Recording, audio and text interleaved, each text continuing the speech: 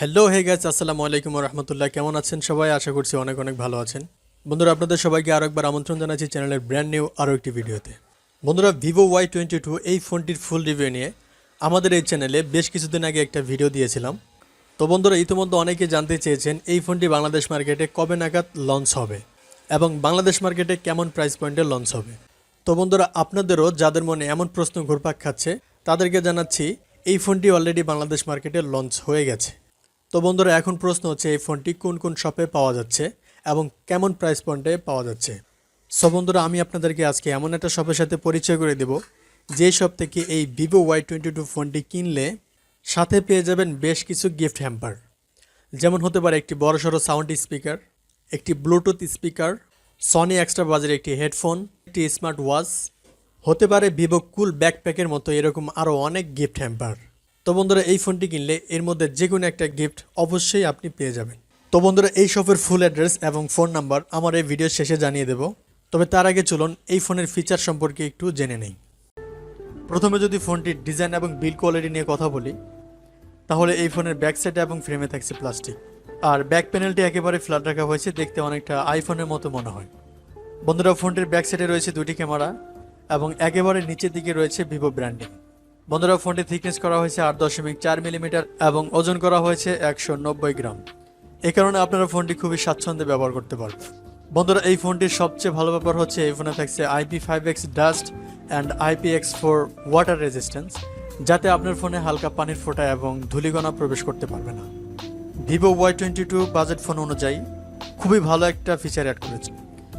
বন্ধুরা, ফোনটিতে আপনারা সব ধরনের পোর্টস অ্যান্ড বাটন পেয়ে যাবেন, যেমন 3.5 মিলিমিটারের headphone jack port, type C slot এবং দুটি সিম কার্ডের পাশাপাশি একটি মাইক্রো এসডি কার্ড ইউজ করার জন্য রয়েছে একটি সিম কার্ড স্লট। বন্ধুরা, ফোনটির সামনে আসলে আপনারা পেয়ে যাচ্ছেন একটি ফুল ভিউ ডিসপ্লে, যার উপরের অংশে ইউ শেপের মাধ্যমে বসানো হয়েছে সেলফি ক্যামেরাটি। তবে এখানে 5 হোলের মাধ্যমে সেলফি ক্যামেরাটি বসানো হলে খুবই ভালো হতো। বন্ধুরা, এই ফোনে থাকছে সাইড মাউন্টেন ফিঙ্গারপ্রিন্ট সেন্সর, যেটা খুবই ফাস্ট এবং অ্যাকুরেট। আর ফোনটি আপনারা 3টি কালার ভেরিয়েন্টে পেয়ে যাবেন, যেমন ব্লু, গ্রিন এবং গ্রে কালার। বন্ধুরা, এই ফোনের ডিসপ্লে নিয়ে কথা বলতে গেলে এই ফোনে থাকছে 6.55 ইঞ্চির একটি IPS LCD প্যানেল।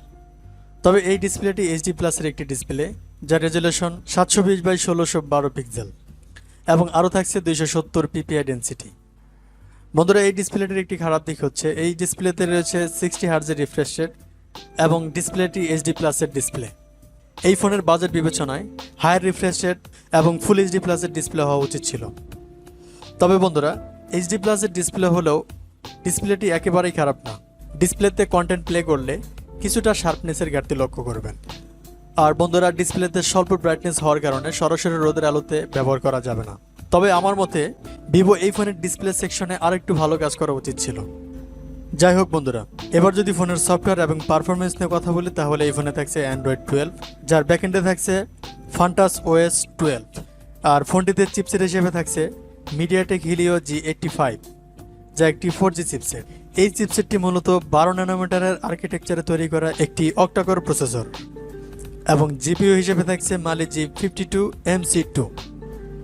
বন্ধুরা, এই বাজেট সেগমেন্টে MediaTek Helio G85 চিপসেট এবং জিপিইউ খুবই ভালো মানের এবং পাওয়ারফুল একটি চিপসেট, যে কারণে হাই লেভেলের গেমগুলো মিডিয়াম সেটিংসেই খেলতে পারবেন। তবে হাই সেটিংসে খেলতে গেলে কিছুটা ল্যাগ বা ফ্রেম ড্রপ হতে পারে। আর বন্ধুরা, ফোনটির দুটি র্যাম ভেরিয়েন্টে লঞ্চ হয়েছে, 4GB RAM, 64GB Rome, 6GB RAM এবং 128GB রোম। বন্ধুরা, এবার কথা বলবো এই ফোনের ক্যামেরা সেকশন নিয়ে।